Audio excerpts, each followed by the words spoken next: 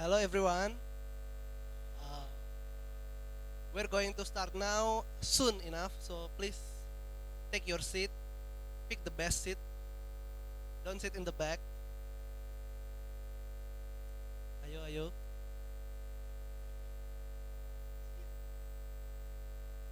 We're going to start in around 2 minutes, so take your seat.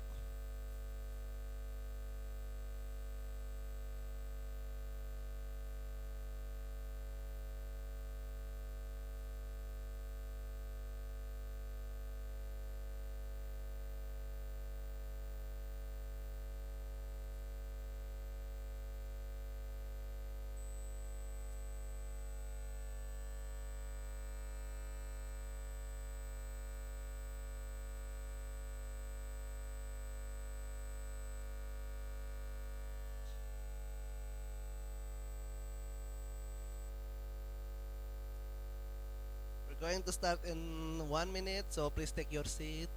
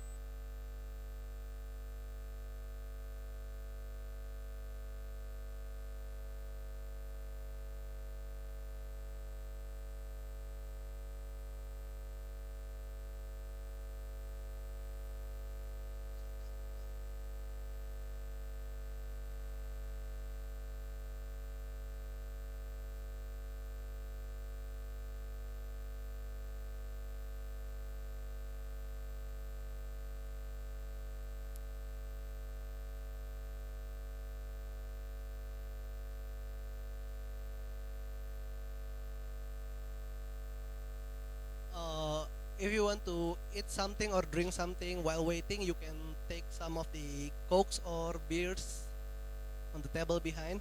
Have you eaten?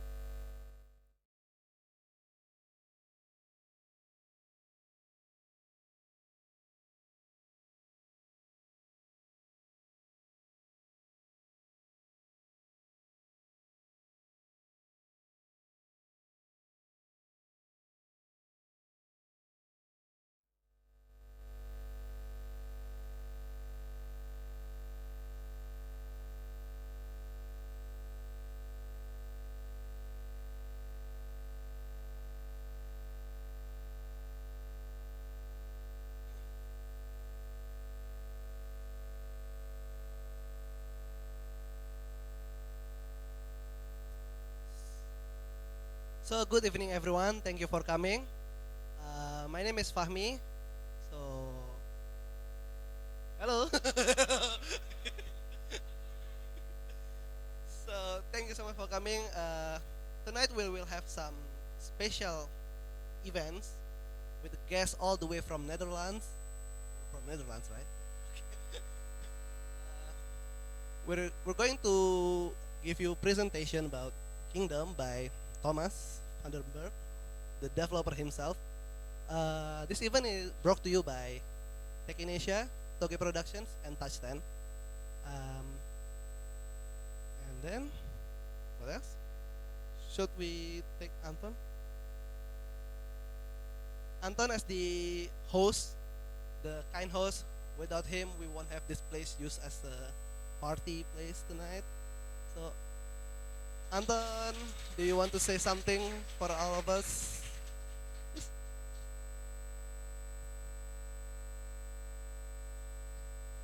Hello. Hi, good evening, everyone. My name is Anton. I'm the CEO of Touchten. Uh, so tonight, I just want to shout out to some of the good people from Toge, Chris, and Jonathan. Who else ya? Cuma berdua kan? And Blue, who kindly under the three T, Touchten, Indonesia, and Toge, and also actually represent AGI, Asosiasi Game Indonesia, titipan Chris ya. Yeah, we just want to let you know that this event is to be. This is our second event, our second event, and I hope there will be the third and the fourth event, something like this, because I think game development is a journey, and if if we go on a journey alone, I think it's very lonely, right? So hopefully with this community, friends, networking, we can further establish good relations with each other, and then we can make better games. We can make what I believe that if you make better games, you're a better human yourself. And so I think with that I want to open this discussion and presentation from Thomas from Noio. Also want to welcome Thomas' friend Joanna, right? So yeah. Okay, thank you. So I'm Thomas. Thank you guys so much for having me. I'm actually on vacation in Indonesia. It's my first time here, and then I met Jonathan, and he said, you should come. Thank you, thank you. He said, come by and yeah, share a little bit about this game with you guys. So that's what I'm about to do. Yeah.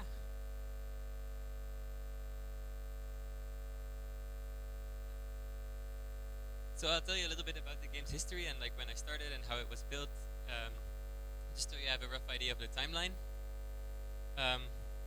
I heard you guys here make games in 8 weeks.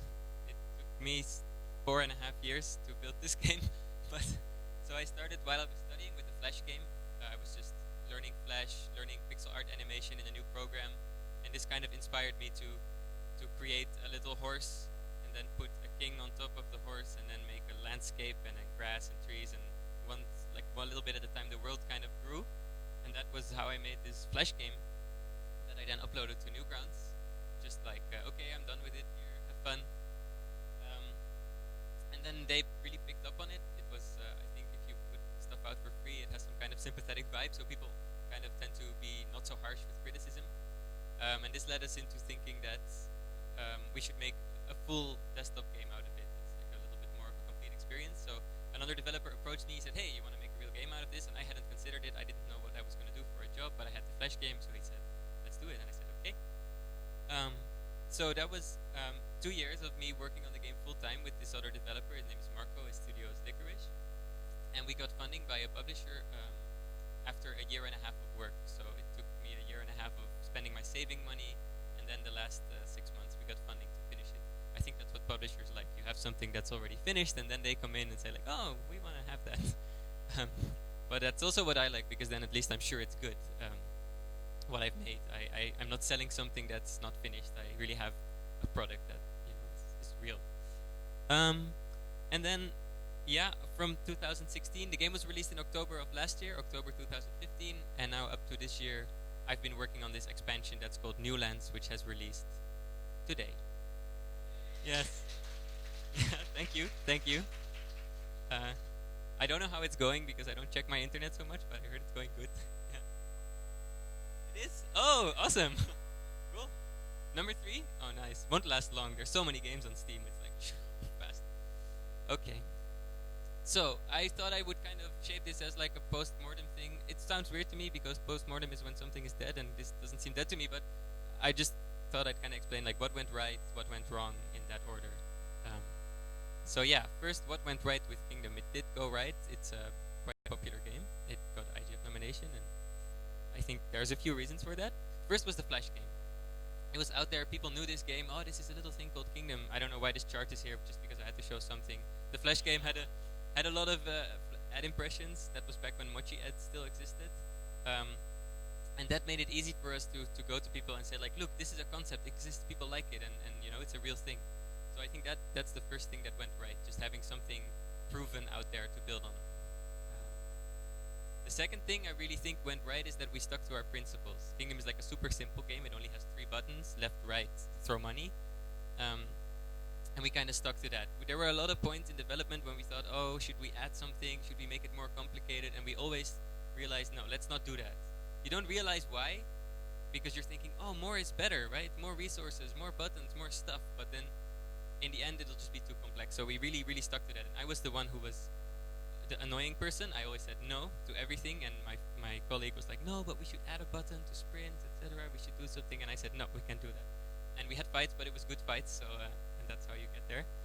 We only have 1 resource. There's only gold, and there's no interface, no UI, except show you how much gold you have. I'll show you some screenshots for if you haven't played or seen the game to explain kind of what I mean by these.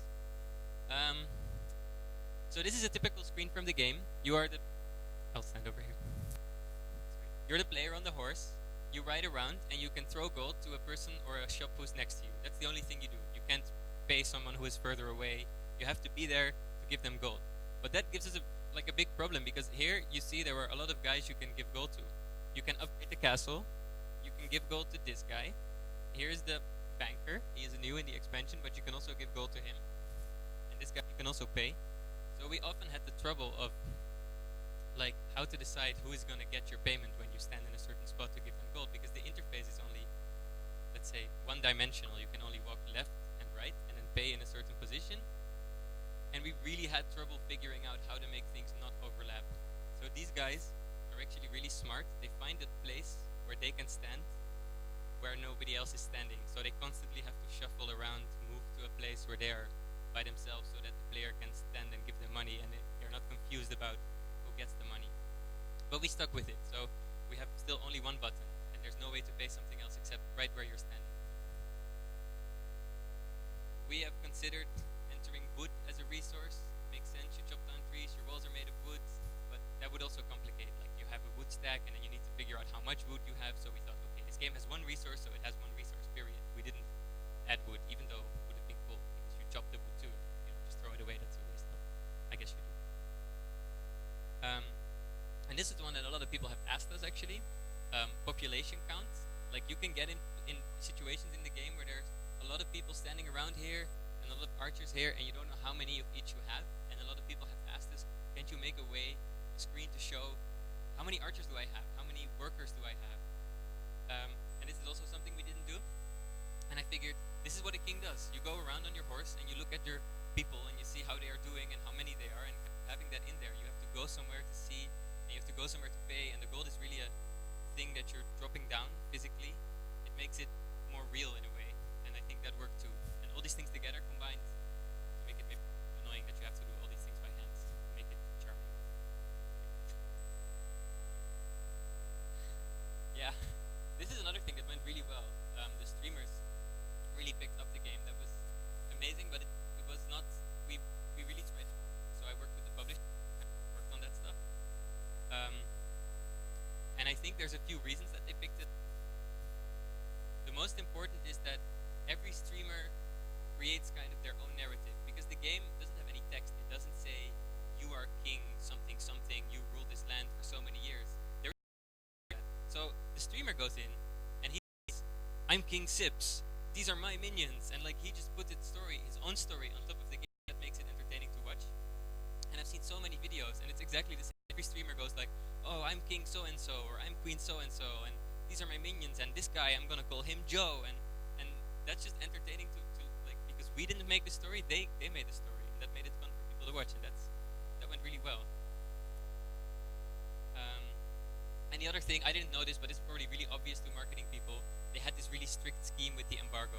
So they would send the game to all the streamers on Wednesday, and then on Friday they would upload their videos. So in the weekend, a lot of people online could watch the game, but not yet play it. And all the videos would go online at the same time. Like they tell the streamers, don't upload the video before Friday. And and then the game would release on Tuesday, and then there was like a hype on the weekend, and I think this helps you like a kind of a critical mass. But this is probably obvious to people, which is new to me, so we'll do that next time too. And speaking of that, working with a publisher was really good for me. I'm most of the time one guy, and then or during making Kingdom we were two guys, and then at some point we had three, but now it's back to one. So there's not a lot of extra time, and a publisher is so useful. Like they can do all the administration for going,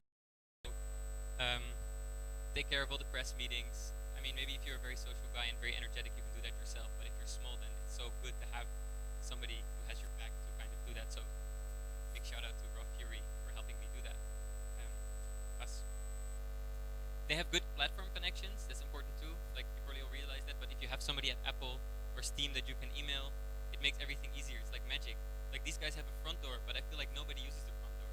Everybody's just like emailing directly to the team person, like, hey, can you help me with this setting? Or also, if something goes wrong, we tried the game on Xbox. If you have some contact there and they can help you directly, it's really useful, and that helped me a lot too.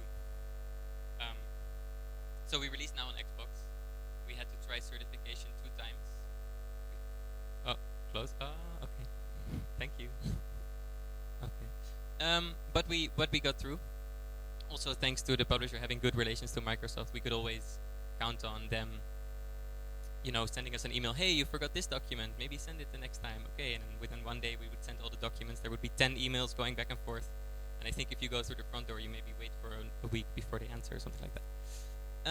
And planning and production. Like, they put a deadline on it. They say, we're going to release in October. And then first I hated it. It's like, I have to work so hard. But then it's good because then the game gets finished. But I guess you guys don't have a lack of deadlines here with your 8-week schedules. Yeah, it's... Okay. I thought I'd put a little bit of technical stuff in there because I guess at least half of you are like tech guys too. So I'll tell you a little bit about how we do the rendering in Kingdom and what made it like look like it does. And I see a lot of posts on Unity forums like, oh, how to make a pixel perfect game, something like that. And if you do what we did, it's impossible not to have a pixel perfect game because Kingdom really renders on screen pixel size. You have some games who do this thing where they rotate pixels. It's rendering at a higher resolution than the art, which is cool because it looks super smooth. But this gives it a more like retro-y look if you really render at that resolution. So we have our main camera in Unity, pointed at the scene, but it renders to a render texture. It's a 512 by 256 render texture that the whole game gets rendered into. So then that is the art resolution. So then it's already kind of gone through the bottleneck, and it's performant because you only have to render 512 by 256 pixels, no matter what size the screen is or whatever. And then we zoom that back up, but with some linear scaling. So we make that bigger, and then we kind of have to decide how big to zoom it. And we only want pixels that are exactly square. So we do a little bit of math. Let's say you have a 1920 by 1080 screen, HD monitor. We have this texture that is 512 by 256. So it fits in there about 4 times. If you scale this up 4 times precisely, you get 248 by 1024. And then you cut off a little bit, which for Kingdom is fine. There's a lot of screen. You can cut off some on the left and the right and the top. And we move the interface a little bit to make sure that we don't cut off the little callback that moves on the screen. But aside from that, that's exactly how it works. If the screen is smaller, we will do 3 by 3. If it's bigger, we do 5 by 5. The game does a little math to find the right pixel size for any screen. So, a few things that didn't go so well. I don't have any really embarrassing things, sorry. You were hoping for super bloopers, but... First, the box art. So I commissioned someone to make this. Her name is Kelly Smith. She works at Cappy. And it's super mysterious. And I was like, yeah, I want the king on a horse. And he should ride into the dark forest. And I want Kingdom in mysterious stone letters on top of it. But then I realized you have to go into the Xbox store like this, where your image is like super tiny and people have to read it. So basically, I realized you kind of just need a dude looking at the camera. Like here, dude looking at the camera, dude looking at the camera. That's so this, and it's hard to read too. And then we commissioned this art. It cost quite a bit of money. We found out that we couldn't really use it for any storefront or any cover. We printed on T-shirts and people love that. But yeah, so it looks like this now. We just changed the font, which is already better. And then some fan made this. This is like some hero on a horse looking kind of at, yeah, I don't know. Next time I will just make super cheesy box art, just the main character looking at the camera in something heroic. It's like, yeah, I'm not gonna try to be original or anything. Just second, when I was programming, I could program pretty well because I had an academic background in kind of computer science, artificial intelligence. But then you start programming games, and I just had never done that before, and you just kind of do what Unity kind of tells you to do. So okay, whatever. So we have Archer. He has health, max health, like walking speed, and then there's some internal stuff like, is he shooting right now, or is he doing some other animation, and he has some task, and you just put it all in there. And then at some point you think, right, like 2 months before or a month before releasing, like, oh, should we have saved games? Oh, that might be nice. Maybe if people quit, they want to continue at the same point. And then you're like, oh god, because this is a soup. Like everything is in there. Is this important for the save game? Is this important for you don't know. So at that point you just, okay, let's put health in there, and then you forget that maybe you also should put his task in there. So you have all these bugs when you start like building the save game on top of the game. So definitely next time I'm gonna kind of, yeah, that's what I'm saying. Oh, and you don't know what configuration is. Like you don't know which variables. Let's say I give it to someone else, which wasn't familiar to me, is giving to someone else. But then at some point somebody was helping me with balancing. Where does he look? Like in what inspector in Unity is your stuff hidden? This is like maximum health. That's something that somebody who's balancing, he should be able to see a list like, this is max health, how many coins can you have, how much gold do you get from farming, etc. It's better if this is all kind of together, but it's not. It's all in the soup. So next time I'm gonna do something like this. This is kind of embarrassing because this is probably super obvious to you, and this is something that I've learned over the past 2 years. But like everything that's important to the save game goes together in a little class or something, whatever. And then later, when you start making the save games, oh, just grab this data structure out of it, and everything that's not important just gets thrown away. And then these things, the configuration, I'm for sure gonna put that in a text file somewhere, so that if there's like a modder out there, it's not hidden in Unity, but it's just in a text file next to the game. Something like maybe this, Archer, max health, max speed, and the game just loads it before it starts. Because then modders can like just go in and change variables, and they can have fun, and it's not all packaged into a big blob that nobody can look into. So yeah, that's how I'm gonna start my next game. Oh, another thing, community management. We were 2 people, and we released the game, and we were had a 1 month crunch, and we were just completely burnt out. And then you put the game out there when your 10 best friends have played it, and then people start coming in with the negative reviews. And it's just really important to have somebody who can be friendly and reply to these people and engage them, and not have that be you or me, which was tough. So either I didn't look, or when I did look, I took it really personally. Like, no, these people just don't get it. Like, they have to play. So definitely have somebody who can just go into and engage with the community at that point. That's really a lesson that we learned, and now the publisher is supplying someone like that, and we're kind of taking it up more gradually, instead of just dropping the game and disappearing. Yeah, exactly. And there's useful feedback in there too. Once you learn to listen and not take it personally, you can really make the game better, which is what we did. Like after the 2 weeks when we were burnt out, then we kind of got back on it and we started making it better, and our reviews gradually went up too, which is, yeah, that's really good. We just wish I had done it, been able to do it sooner. Okay, I'll wrap it up a little bit. So it was supposed to be a small game. It was a little flash game, and that was 4.5 years ago. So now I'm really scared of the next game. What if I want to make a medium game? Is that gonna take 20 years? I don't know. I had to learn a lot about making games, about animation. I'd never done that before. But I think because you're learning, you're kind of challenging yourself, and everything that you make is better because you're really putting your heart in it, and it's not like, oh, this is just another pixel art game. So I think for my next game, I'm going to do something else that I don't know how, like 3D or something, and then learn that and make a game through learning that. And it'll probably be equally buggy and crappy, but when you learn something, I think it gives a good product, good game. That's kind of the last thing I have to say. Yeah, so thank you for listening. If there are any questions.